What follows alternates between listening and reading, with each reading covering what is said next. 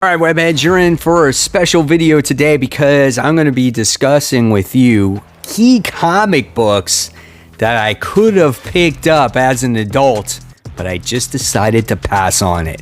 Why? Well, let's find out.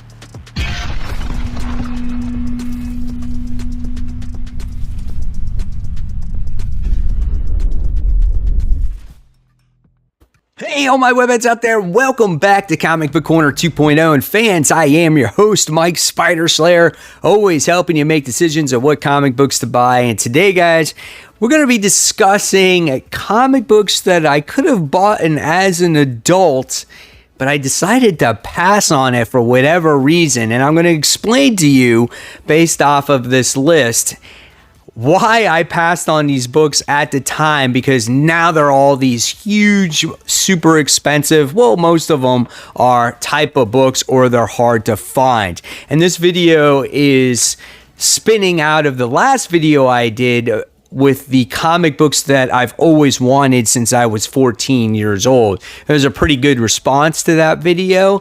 And now that I'm older and I have the funds to buy certain comic books, you know, why did I pass on these particular ones, right? All right, so I'm going to give you 10 books in no particular order. All right, and the first one, and one of the most recent ones that I passed on, and you're going to die on this first one, but the first one was Avengers Issue 8, the first appearance of Kang. And you're going to be like, no way, Mike, you actually passed on this book? I did. Okay, so this was right before the show, the Loki show actually came out, and they were speccing that Kang could possibly be on this show. And they had a copy of this behind the counter at my comic book shop. At the time, it was like $200 and something. It was a low grade comic. And I was like, man, 200 and something bucks for this book just seems like a reach, right? And so I passed on it. I actually looked at it. I just didn't like the grade. And I'm like, nah, I don't know. And now things blew up when it came to this comic book, and now a crappy grade for this comic is worth a ton of money, and I could just almost sit there and tell myself now, what were you thinking when you passed on this? But who would have thought that Kang would have blown up as much as he did based off of the Loki show? I did not expect, even for a low grade copy, to go so much up in value, right? It's just absolutely insane. So I could have had this book. Definitely a huge disappointment, and I am sad to let that one go at this point. Probably one of my most regrettable comics. All right. The next one on this list winds up going to The Walking Dead Issue 1. Now, this came out in 2003, okay? And I was kind of slowly getting back into comics at this point, didn't know too much about, you know, certain writers and artists, and Robert Kirkman just coming onto the scene, and he has this little book at the time called The Walking Dead. And I wasn't really into independent comics at the time, and this was on the shelf, and I saw it, passed on it. Even before The Walking Dead got popular, passed on it. And then it wasn't until around issue 40-something is when I got into The Walking Dead, and I read that first trade, and that's when I got hooked on it. And then little do you know, like 2 years later, the show winds up coming out, and it becomes this huge phenomenon, right? Never would I have thought that this first issue would be at the price that it is today. Now, do I think this book has actually maybe reached its point? Yeah, I think it actually has. Will age actually, you know, make this book go up in value? Possibly. Would a theatrical release make this book go up in value? Maybe. But right now, I think it's kind of leveled off. But still, if I bought it for cover price at the time, you know, only thinking about the big two, this could have been a good payoff for me, right? So, unfortunately, I did not get The Walking Dead Issue 1. It's one of my favorite comic book series to date. And the oldest issue I have, I think, is issue 17. All right. another Robert Kirkman book that is a little bit older than The Walking Dead, and that's Invincible Issue 1. However, Invincible did not take off until it was really announced that the show was going to come out on Amazon, where that book just really went leaps and bounds, right? I couldn't tell you how many times I saw Invincible 1 in the back issue bins where I could buy it for like 20, 25 bucks. But again, this came out in a time where I wasn't heavily collecting in comic books, didn't really look at the independent comics, and nothing for nothing, guys, the first cover of Invincible looks pretty lame. You know, you think about it and you're like, dude, he looks like some generic superhero. Like, why would I want to read this, right? I actually read Outstanding Wolfman, written by Robert Kirkman, before I read Invincible. That's how much I liked that comic before this one. It took me a while to really get into Invincible because those first few issues are really not all that exciting. Same thing, wasn't into about issue 50 where I actually got into this comic book. And knowing that I could have had my hands on this first copy or this first issue multiple times because it was in back issue bins, I could hit myself now because look at where it's at today. All right, so the next one we're going to be talking about, comic book number 4, is one that's not as valuable as, say, the others are. And there is a TV show of this. And this one goes to Lock and Key issue 1. Now, I'm sure this book is much more attainable for readers than some of the other ones I've already mentioned. And however, I wish I could have got this when the original copies came out, because I read this whole series all in trade. And I could imagine the anticipation when an issue ended, waiting for the next issue. I'm not even really into this for, value purposes. I think these comics would just be cool to have in your collection. This was a great story, one of my favorite horror books that I read. Joe Hill is phenomenal when it comes to writing these horror books. So if you have not read Lock and Key yet, I definitely say go ahead, read this book.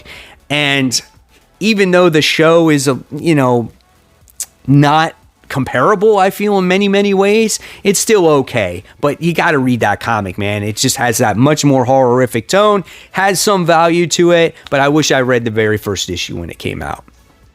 All right, next. This is another one.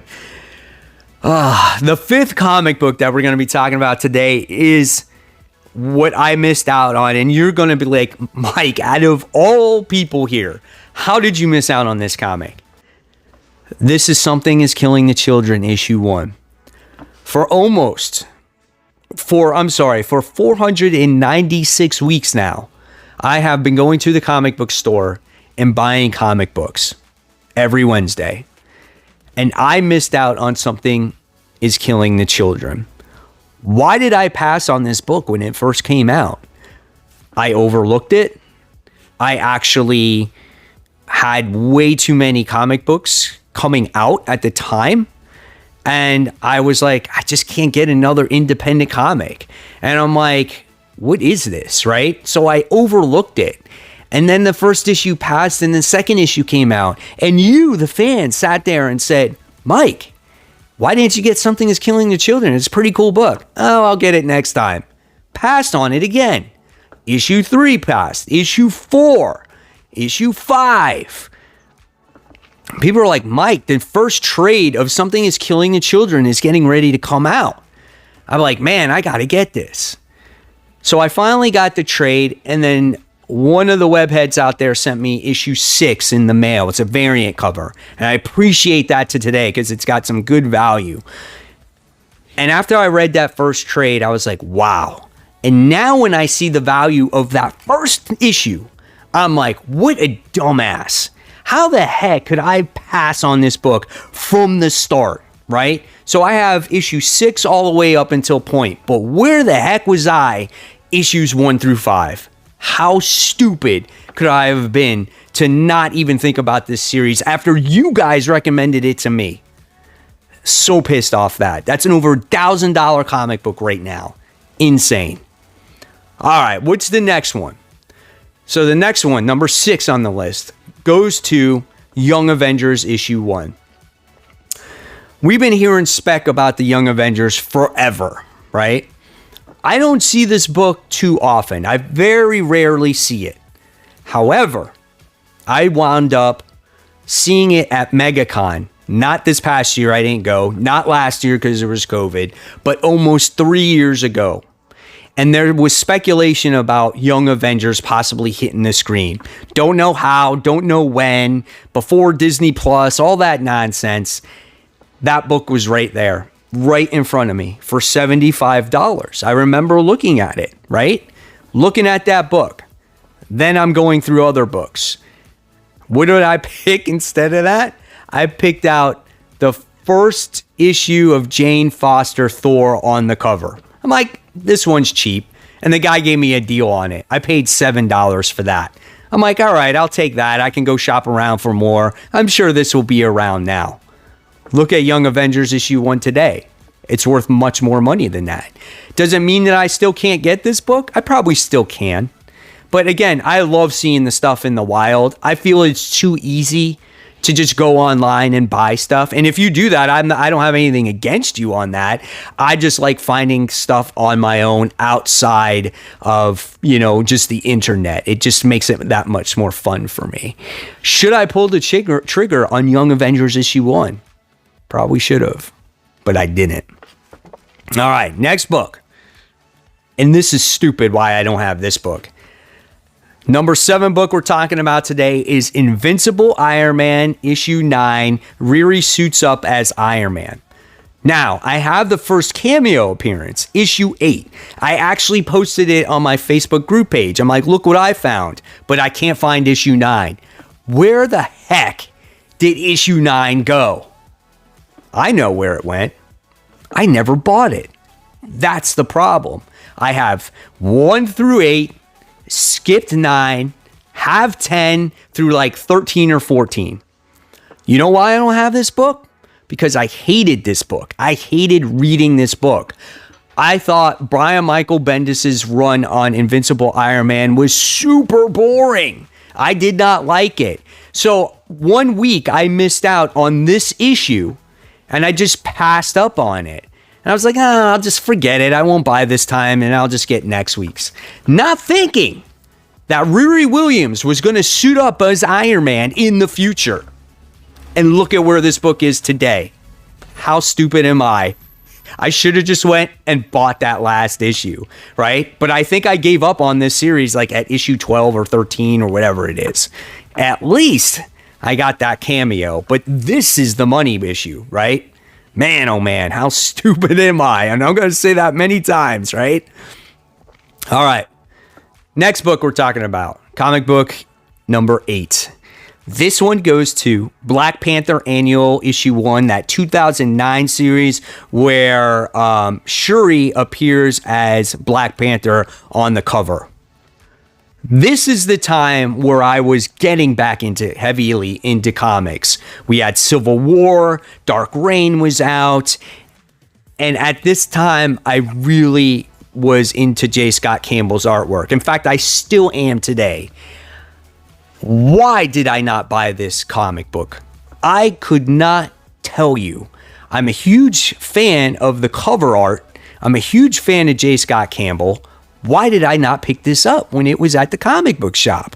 I have no idea. The only thing I could think of was I just did not like Black Panther. And then I'm thinking, I don't read Black Panther ever. Why would I pick this up? Just for the comic book cover? And at the time, I was really cautious of what I was buying, right? So I was like, and it's a female, not knowing who it was. So I passed on it. And now it's a book that has some value. Is this an attainable book? Absolutely. So if I do see this book, hopefully I'll be able to pick it up one day. It's a gorgeous cover. All right, next one. This is stupid also why I don't have this book. Amazing Spider-Man issue 36. This is the 9/11 book, okay? The all-black cover, the tribute to 9/11. I have collected Spider-Man my entire young life and adult life up to this point. I have pretty much almost every single issue from 313 on, and I don't have this issue. You know why? Because I had a subscription at the time when J. Michael Straczynski's run was going on, and my subscription expired, so I missed out on this book. That is why I don't have this one today. And I do not see this book out in the wild hardly ever. I couldn't tell you the last time I have seen it. So if my shop or my surrounding shops actually have this comic book, I'm going to try to pick this one up. This is just something that I want in my collection. And this is something that needs to go in my Spider-Man collection to obviously fill that hole. So, but this is a key issue to have. It's awesome, right? So that's why I don't have this one. All right. And then last but not least, book number 10 that we're talking about today that I probably should have bought, but I didn't at the time. And this one goes to Amazing Spider-Man Annual Issue 1, First Appearance of the Sinister Six. Yes, I could have bought this book. Same thing, behind the counter at my comic book shop. Saw it there.